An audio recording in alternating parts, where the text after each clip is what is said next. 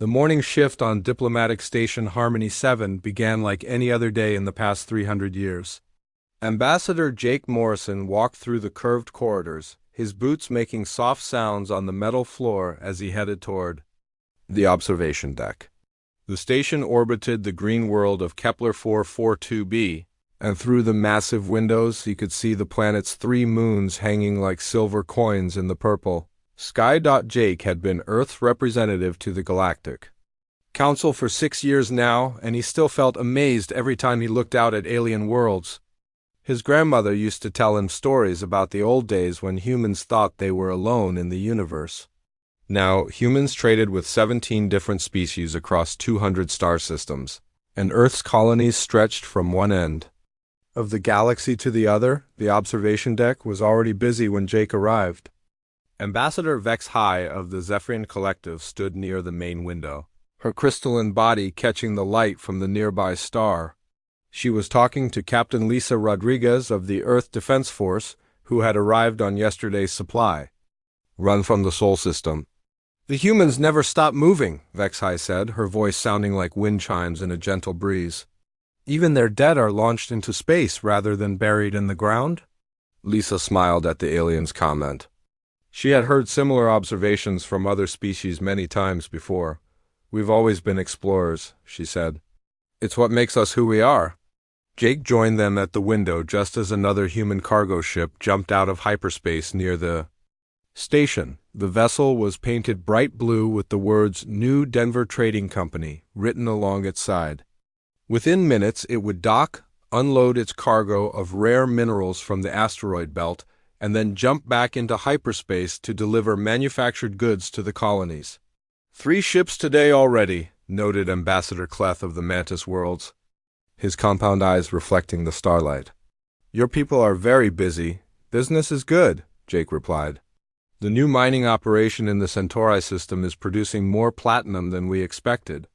The aliens found human energy both fascinating and exhausting. Most other species moved slowly, taking decades to make decisions that humans would make in hours. The Altarian Empire, which had ruled the galaxy for 10,000 years, still used the same ship designs they had created 5,000 years ago. Humans had redesigned their ships 12 times in the past century, each version faster and more efficient than the last. This constant activity had made humans valuable partners in the Galactic Council. When the Hegemony Prime needed emergency supplies after a volcano destroyed their main city, human ships had arrived within days. When the Crystalline Armada discovered a new trade route, human merchants were already there, ready to establish trading posts, but it also made some species nervous. The Zephyrians preferred quiet contemplation and found human cities too noisy. The Mantis worlds worried that human expansion would eventually threaten their territory. Only the wise old Altarians seemed to understand that human restlessness was not dangerous, just different. Captain Rodriguez checked her communication device. "I should head back to my ship soon," she said. "We're scheduled to jump to New Austin in 3 hours." New Austin was one of the newer colonies, established just 50 years ago in a system with a bright yellow star. The colonists there had learned to raise cattle that could graze on the local grass, which was purple instead of green. Jake had visited once and been amazed to see cowboys riding horses under an alien sky. "How are things on the frontier?" Vex High asked. "Peaceful," Lisa replied. "The weather control systems are working well, and the first generation of children born there are starting to have children of their own." This was another thing that impressed the aliens about humans. Most species took centuries to establish a successful colony on a new world. Humans could have a thriving settlement within a single generation. They adapted quickly, learned fast, and never seemed to give up when things got difficult. The communication system in the observation deck suddenly came alive with an urgent beeping sound. Jake walked over to the main console and pressed the activation button. The face of Admiral Corinne Walsh appeared on the screen, and she looked worried. "This is Admiral Walsh at Earth Defense Command," she said. "We have a priority alert for all diplomatic stations and military units." Jake felt his heart skip a beat. Priority alerts were rare and usually meant serious trouble. "What's the situation?" Admiral, long-range sensors have detected an unknown fleet approaching from outside our galaxy, Walsh said. The ships are unlike anything in our databases. They're not responding to any communication attempts, and they're heading directly for inhabited systems. The observation deck fell silent. Even the aliens looked concerned. Invasions from outside the galaxy were the stuff of ancient legends, stories told to frighten children. How many ships? Captain Rodriguez asked. We're not sure, Walsh replied. The energy signatures are so massive that our sensors can't get an accurate count. But based on the gravitational effects, there could be thousands of vessels. Ambassador Cleth moved closer to the screen. Have they made any demands? Any attempt to communicate? Negative, Walsh said. They're just moving forward, system by system. The outer monitoring stations went silent yesterday. We lost contact with the research facility at Volf 359 this morning. Jake felt a chill run down his spine. Volf 359 was a scientific outpost with over 10,000 researchers from various species. If it had gone silent, that meant the unknown fleet was not interested in peaceful contact. What are Earth's orders? Lisa asked.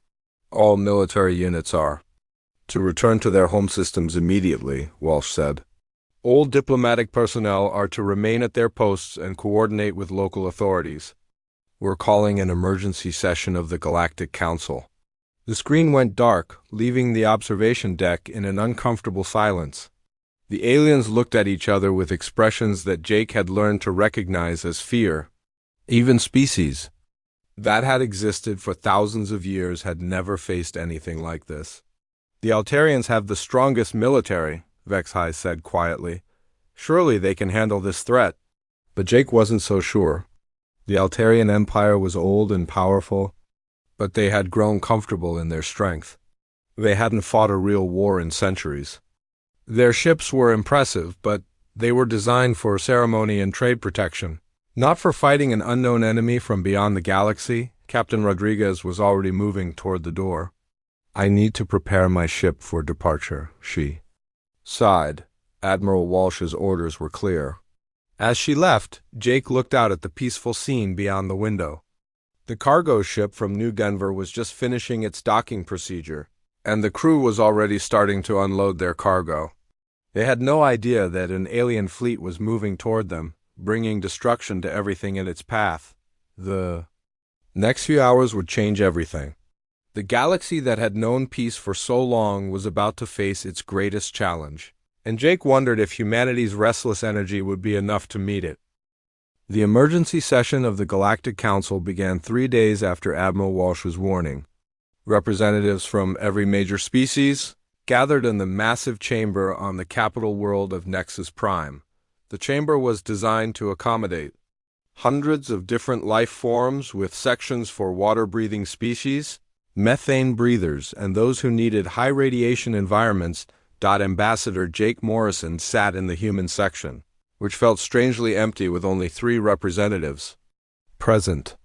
Normally, there would be dozens of humans in the chamber, arguing loudly about trade agreements and colonial expansion rights. Now, with the emergency recall of all military personnel, Jake found himself sitting with only Dr. Elena Vasquez, a xenobiologist who had been studying crystalline life forms, and Commander Pete Johnson, who had been visiting the capital on leave. Chancellor Mourn of the Hegemony Prime stood at the center of the chamber, his massive form casting shadows across the floor. The Hegemony were an ancient species that looked like walking mountains, with skin made of living stone and eyes that glowed like molten lava. They had been the mediators of galactic conflicts for thousands of years. The situation is worse than we initially believed, Mourn announced, his voice echoing through the chamber. The enemy fleet has identified itself as the harbingers of the final dark. They have sent a single message to all inhabited worlds. A holographic display appeared in the center of the chamber. The image showed a ship that seemed to absorb light itself, its hull so dark that it hurt to look at directly. The shape was wrong somehow, as if it existed in more dimensions than the eye could see. The message is simple, Mourn continued. Surrender all technology and submit to harvesting or face complete extinction. They have given us 30 days.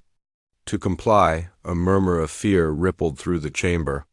Ambassador Vexhai stood up, her crystalline form trembling slightly. What do they mean by harvesting? Based on the data from destroyed worlds, Mourn replied, they appear to consume both organic and technological matter. They strip planets of all resources, including the inhabitants. Jake felt his stomach turn. The reports had been coming in for days now. Entire star systems were going dark, one after another.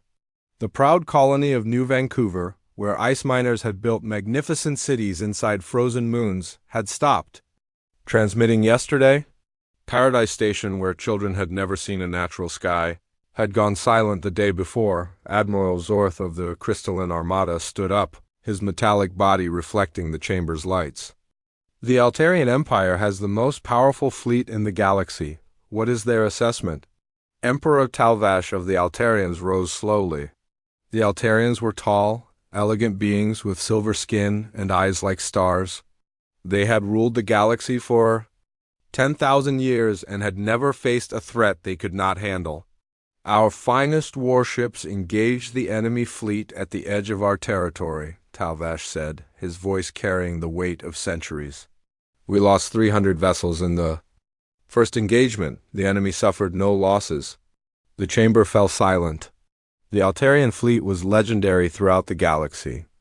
Their ships were works of art as much as weapons of war, equipped with energy shields that could stop any known weapon and plasma cannons that could crack planets. How is that possible? Asked Ambassador Cleth of the Mantis Worlds. Their ships seem to exist partially outside normal space, Talvash replied. Our weapons pass through them without effect, while their weapons strike us with devastating force. It is as if they are fighting from another dimension. Dr. Elena Vasquez stood up in the human section. Have you tried any unconventional approaches? Different types of weapons or tactics? We tried everything, Talvash said. Quantum torpedoes, gravitic mines, even antimatter bombs. Nothing works. They simply absorb the energy and become stronger. Jake watched the despair spread across the chamber. These were species that had existed for millennia, had faced countless challenges, and had always found a way to survive. Now, for the first time in their history, they were facing something that seemed unstoppable. What about evacuation? Asked Commander Johnson. Can we move the populations to safer areas? There are no safer areas, Mourn replied. The enemy fleet is not following normal strategic patterns. They are not targeting military installations or government centers. They are systematically destroying everything in their path. The reports continued throughout the day. The mining colonies in the Centauri system had gone dark. The agricultural worlds that fed half the galaxy had stopped transmitting.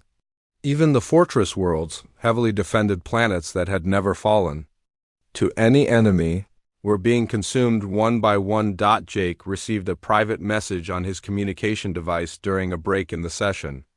It was from Captain Rodriguez, who was now somewhere in the Sol system preparing Earth's defenses. The situation here is bad, her message read. The enemy fleet is moving toward Earth. Admiral Walsh estimates we have maybe a week before they arrive. The fleet is taking defensive positions, but based on what happened to the Altarians, we know our chances are slim. Jake closed his eyes and tried to imagine Earth under attack. The blue world where humanity had been born, where his parents and grandparents were buried, where children still played in parks and dreamed of exploring the stars. The thought of it being consumed by these dark ships made him feel sick. When the session resumed, Chancellor Mourn made an announcement that surprised everyone. The Hegemony Prime has decided to use the ancient protocol. We will activate the Galactic Evacuation Plan. The evacuation plan was something that had been created thousands of years ago but never used. It involved moving entire populations to designated safe zones in the galactic core where they could survive even if the outer rim was destroyed. The plan will take months to implement, Mourn continued. We do not have months. But we must try. Ambassador Vexhai stood up again. What about the humans? Their ships are faster than anyone else's. They could help with the evacuation. Jake felt all eyes in the chamber turn toward him. He stood up slowly, thinking about the message from Captain Rodriguez. Our military forces are currently defending the Sol system, he said. But our merchant fleet could help with evacuations. It was a desperate plan, but it was something. Human cargo ships were indeed faster than most military vessels, and they could carry large numbers of refugees.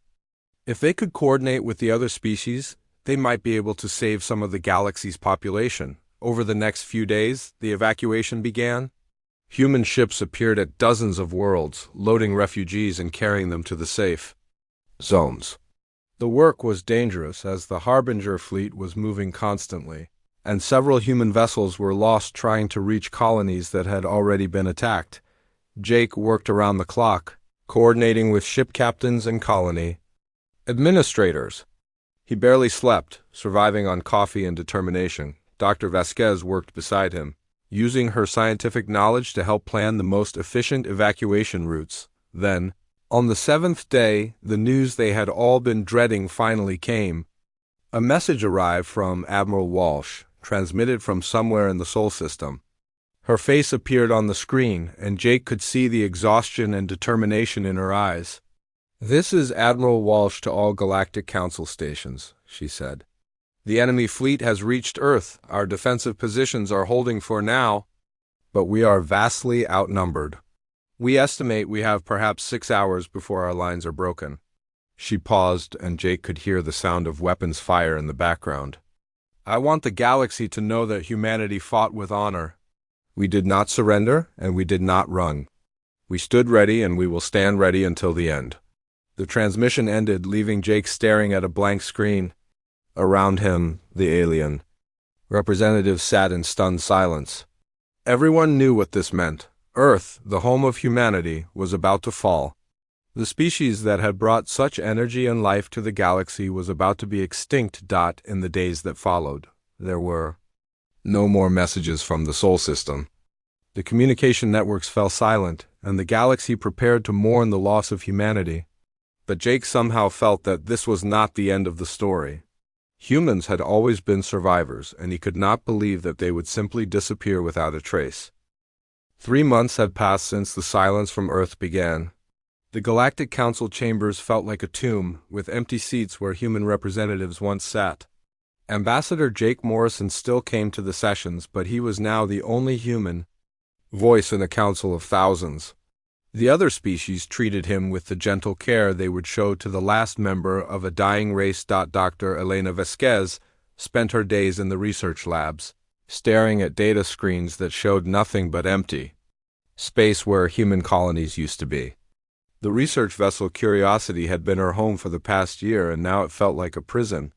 She was studying the energy patterns left behind by the Harbinger attacks, trying to understand what had happened to her people. "The readings are strange," she told Jake during one of their quiet dinners in the station cafeteria. "When other species are destroyed, we see normal energy signatures. Explosions, debris fields, the usual signs of battle. But where human settlements were attacked, there's something different."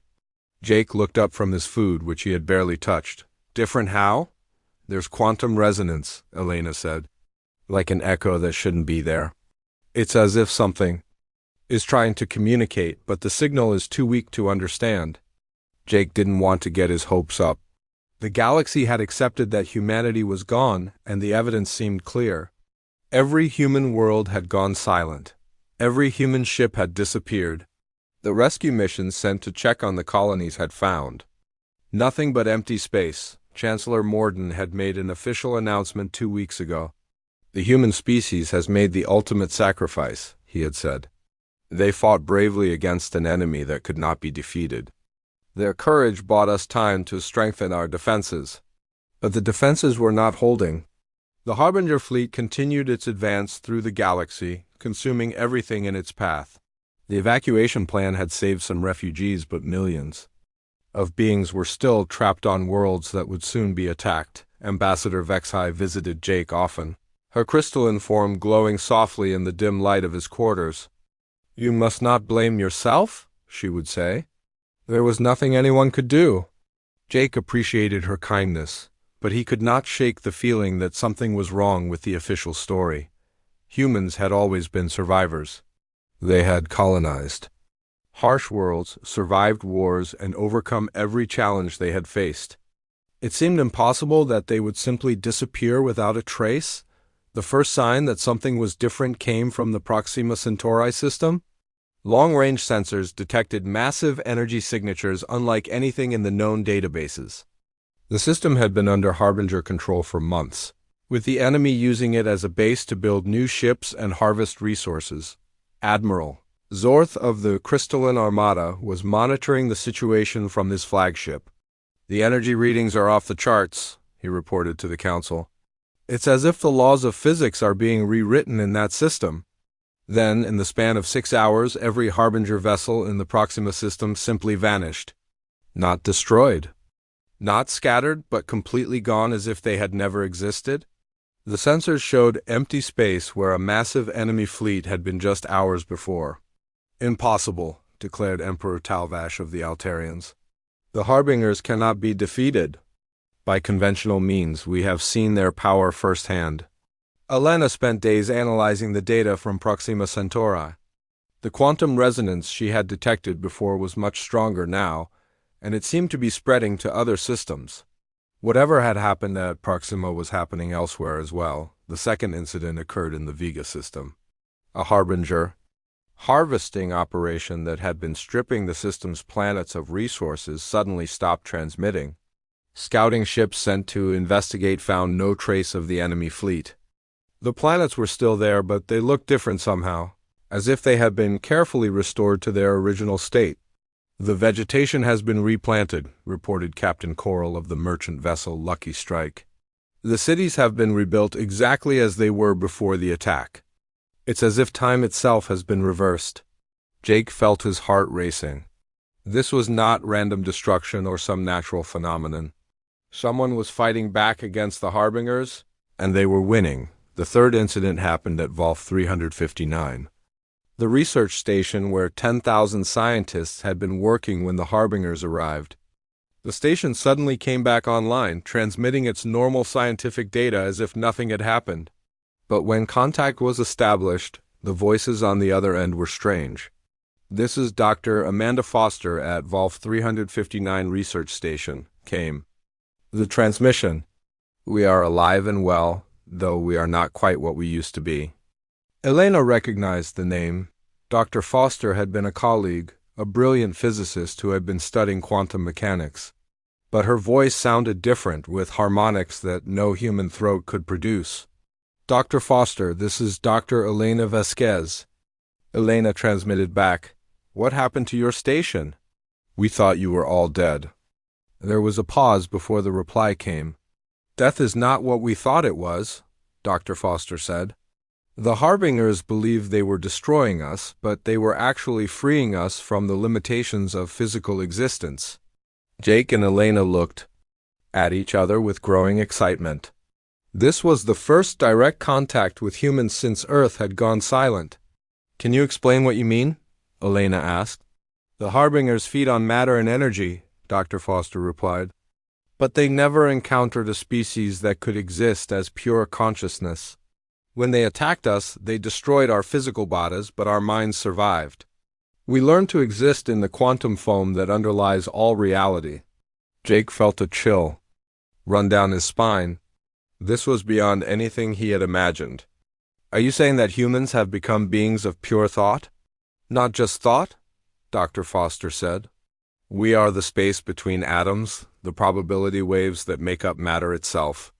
We exist in every part of the universe simultaneously. We are the sky, Jake. We are the stars and the void between them." Elena was frantically taking notes, her scientific mind racing to understand the implications. "How many of you are there?" "All of us," Dr. Foster replied. "Everyone who was killed by the Harbingers.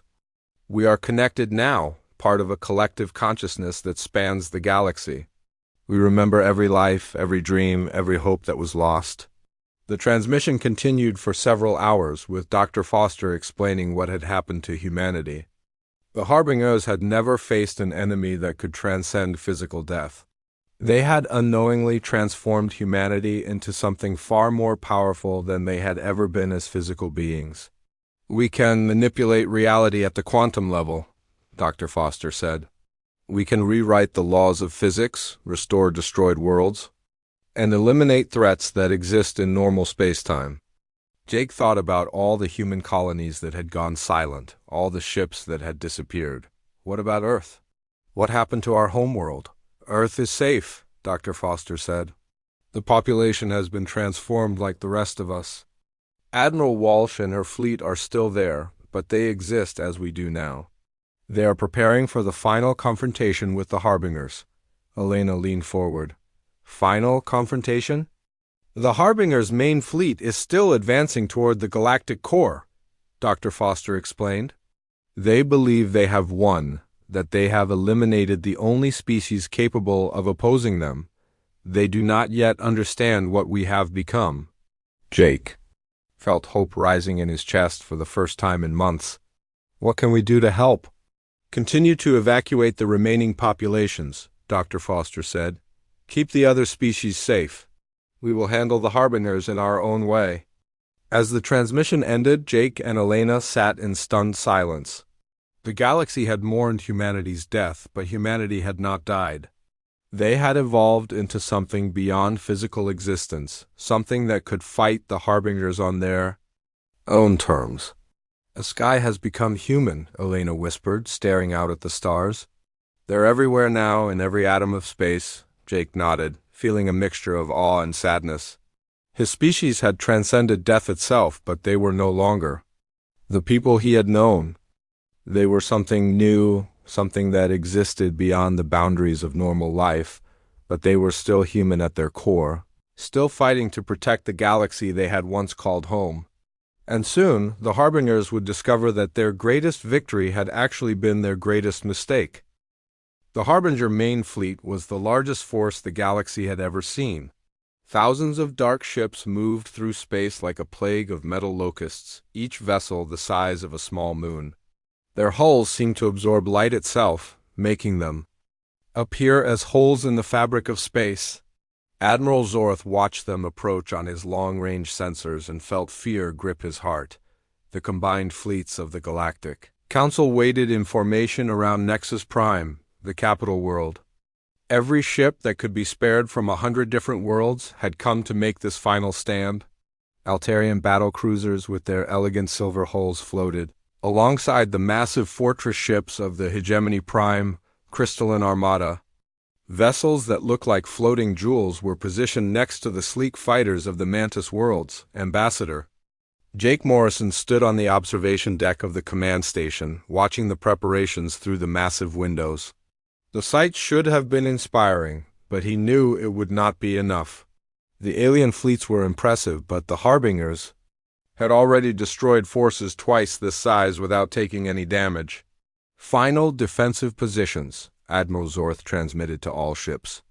"Remember, we are not just fighting for our own worlds today. We fight for the memory of those who came before us, and for the future of those who will come after." Dr. Elena Vasquez worked frantically at her science station, monitoring the quantum readings that had become stronger over the past few days. The transformed humans were out there somewhere, existing in the spaces between atoms, but she could not tell where they would appear or when they would act. Chancellor Morden's voice echoed through the command center. "All civilian vessels have been evacuated to the galactic core. The evacuation is complete. We can now focus entirely on the defense." Jake thought about the millions of refugees who had been moved to safety over the past months. Human ships had carried many of them, piloted by volunteers who knew they probably would not survive the war. The merchant captains had worked without rest, making trip after trip into dangerous territory to save as many lives as possible. The Harbinger fleet was now close enough that individual ships could be seen through the telescopes. Each vessel was a masterpiece of dark engineering, covered in spikes and ridges that seemed to move and shift when no one was looking directly at them. Energy crackled between the ships like purple lightning, and space itself seemed to bend around. their massive forms. "Enemy fleet will be in weapons range in 30 minutes, reported Captain Lisa Rodriguez, who had returned from the Sol system just days before the battle. Her ship had been one of the last to escape from Earth's orbital defenses, and she carried news that Admiral Walsh and the Earth Defense Force were still fighting somewhere in the quantum realm. The first Harbinger ships opened fire while still millions of kilometers away. Beams of dark energy that seemed to eat light itself reached across space toward the defending fleet. The energy shields of the Altarian ships flared as they absorbed the impact, but Jake could see that the shields were already weakening. "Return fire," Admiral Zorth ordered. All ships, engage at will. The galaxy's greatest weapons lit up the darkness. Plasma cannons that could crack planets fired streams of superheated matter. Quantum torpedoes that could destroy entire asteroids launched in volleys. Gravitic mines that could crush a battleship into a marble were scattered across the enemy's path, but as the weapons struck the Harbinger ships, they simply absorbed the energy and became brighter. The dark hulls pulsed with captured power, and the enemy vessels began to move faster. "Our weapons are making them stronger," Emperor Talvash reported, his voice filled with despair. "Just as it was in our first encounter." Jake watched helplessly as the Harbinger fleet advanced through the defensive fire without slowing down. Several Altarian ships were already drifting powerless, their energy drained by the dark beams. A crystalline armada vessel exploded in a shower of diamond fragments when a Harbinger ship passed too close to it. "We need to fall back," suggested Ambassador Vex High, her crystalline form trembling with fear. "Live to fight another day," but Admiral Zorth shook his head. "There is nowhere left to run. This is where we make our stand." That was when the sky began to change. It started as a shimmer, like heat waves rising from hot pavement on a summer day. The stars themselves seemed to flicker, and space took on a quality that was difficult to describe. Jake felt the hair on his arms stand up as if electricity was building in the air. "Energy readings are going crazy," Elena reported, her voice filled with excitement. "The quantum foam is becoming active throughout the entire region." The Harbinger ships suddenly slowed their advance, as if sensing that something was wrong. Their dark hulls began to pulse with an angry red light, and weapons that had never been seen before emerged from hidden compartments. Then the voice came, speaking directly into every mind present without using any communication equipment. Jake recognized it immediately, even though it sounded different from when he had last heard it. "This is Colonel Janet Murphy, formerly of the 7th Earth Defense Regiment," the voice said, carrying harmonics that seemed to vibrate through dimensions. "We appreciate your courage, but this is our fight now." Jake felt tears running down his face. Colonel Murphy had been his friend for years, a tough woman from Texas who had never backed down from any challenge.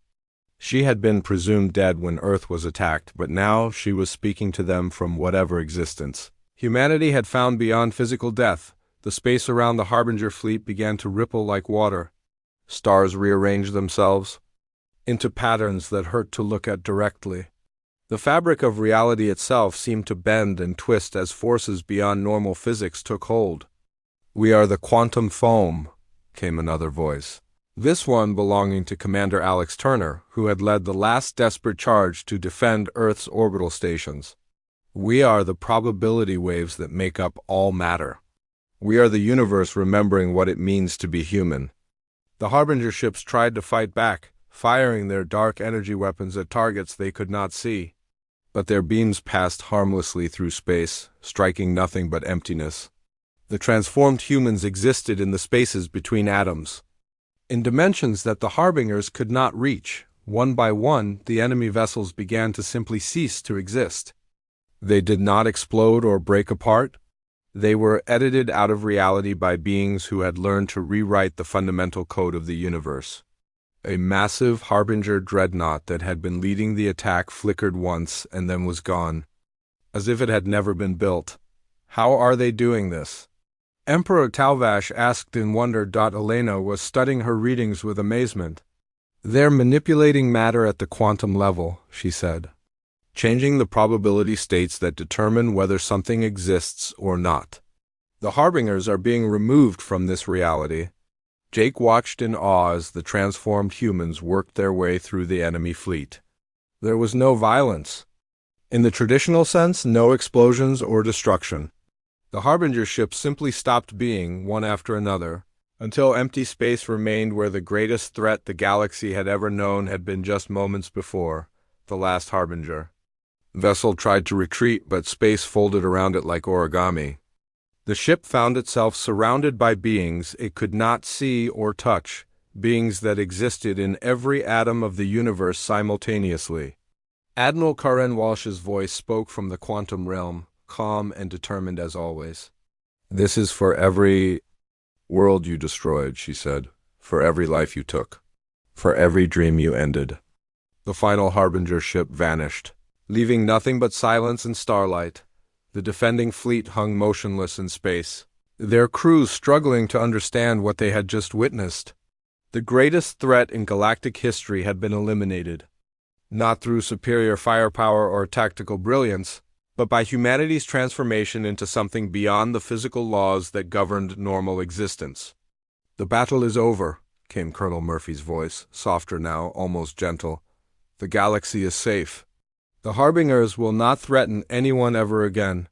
Jake looked out at the stars, knowing that his species was now part of them in ways he could barely comprehend.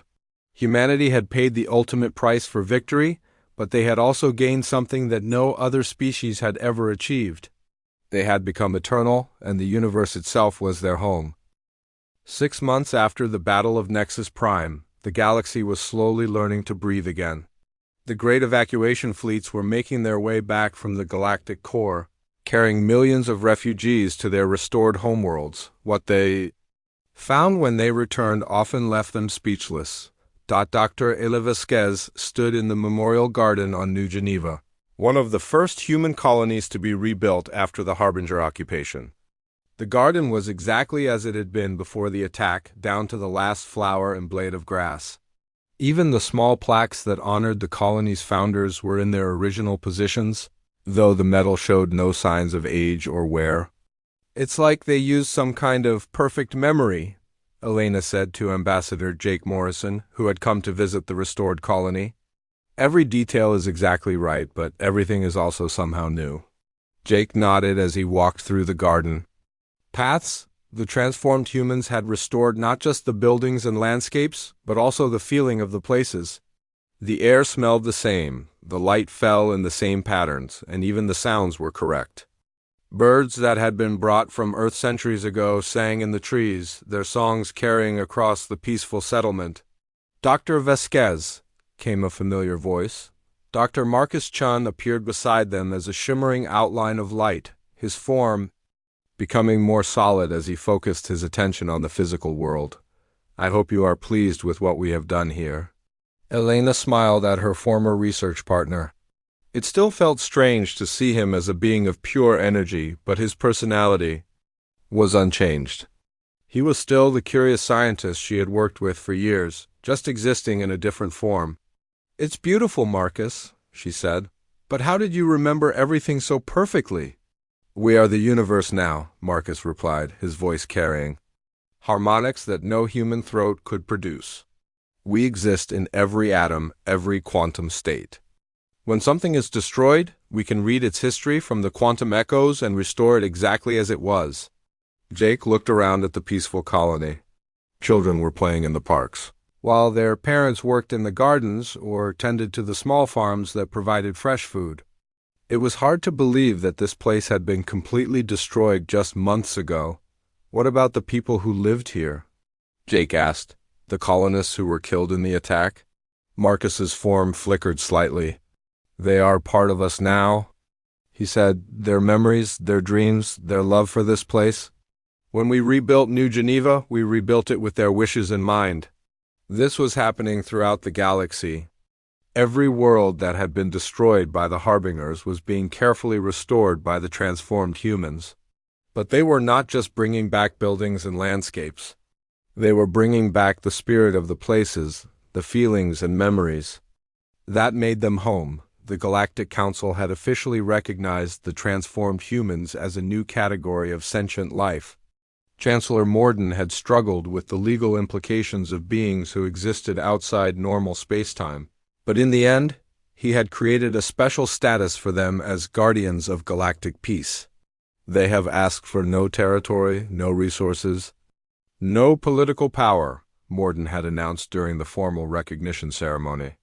They simply wish to ensure that what happened with the Harbingers never happens again.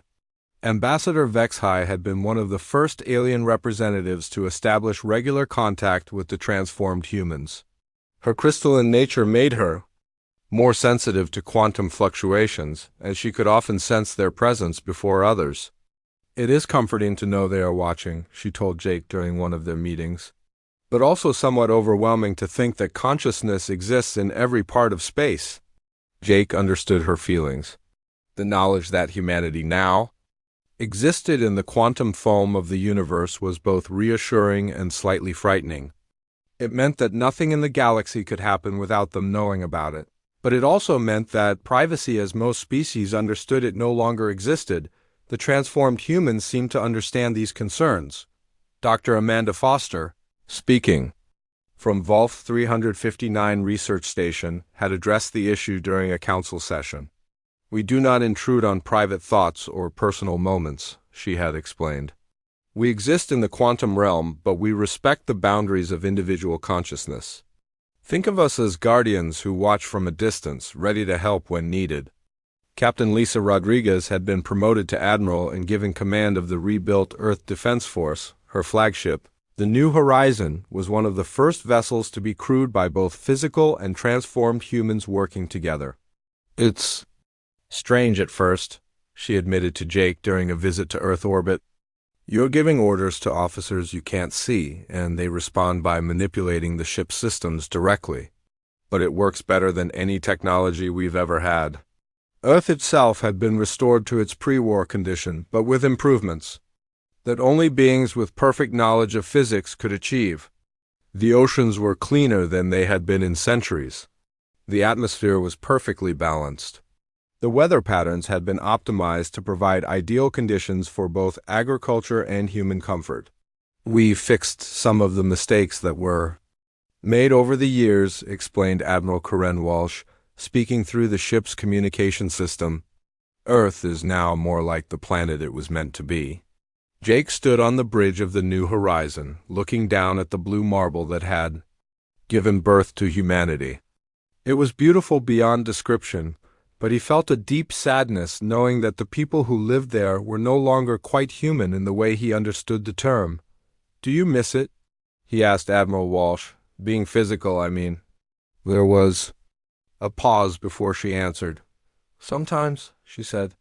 "I miss the feeling of rain on my skin, the taste of coffee in the morning, the simple pleasure of a good book. But I do not miss the limitations. We can experience the entire universe now, feel the birth of stars and the dance of galaxies. It is a fair trade." Trade routes that had been abandoned during the war slowly reopened. New colonies were established, and the great work of galactic civilization continued. But everyone knew that the universe had changed forever. The sky itself was alive with human consciousness, watching over the countless worlds where life flourished. Dr. Elena Vasquez eventually returned to her research, but now she studied the quantum realm where her transformed colleagues existed. Her work helped other species understand the new reality they all lived in, where consciousness could exist independent of physical form. "The universe is stranger and more wonderful than we ever imagined," she wrote in her final report. "Death is not an ending, but a transformation. Matter is not solid, but probability. And consciousness is not limited to biological forms." Jake continued his work as a diplomatic representative, but his role had changed. Instead of speaking for humanity, he now served as a bridge between the physical and quantum realms. He helped other species understand that the transformed humans were still their friends and allies, just existing in a different form. Years passed, and the galaxy grew prosperous and peaceful under the watchful protection of its quantum guardians. Children were born who had never known war, who grew up with the knowledge that benevolent beings existed in every atom of space around them. Sometimes, Late at night, Jake would stand on observation decks and look out at the stars. If he listened carefully, he could almost hear them singing. The voices of billions of transformed humans spread throughout the galaxy, sharing their memories and dreams across the vast distances of space. The Harbingers had thought Earth would mourn quietly, accepting its fate like so many other conquered worlds. Instead, humanity had become eternal, and the sky itself remembered their names. They had transcended death and become something greater than any species in galactic history. The universe was no longer empty space dotted with islands of life. It was alive with consciousness, filled with the thoughts and dreams of those who had learned to exist beyond the boundaries of flesh and bone. And at the center of it all was the eternal truth that had driven humanity from their first steps.